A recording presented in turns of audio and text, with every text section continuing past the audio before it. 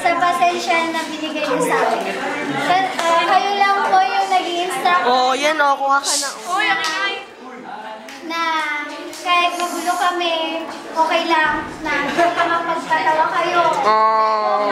Tapos, kayo lang din po yung instructor na kahit na everyday magulo kami, hindi niyo po kami pinapagod. Every meeting lang. Every meeting.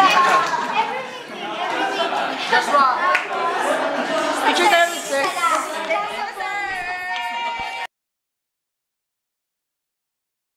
Speechless? Talaga, speechless. I did not want to teach first years. Really. Dahil sa amin gusto mo na. Higher years ang tinuturuan.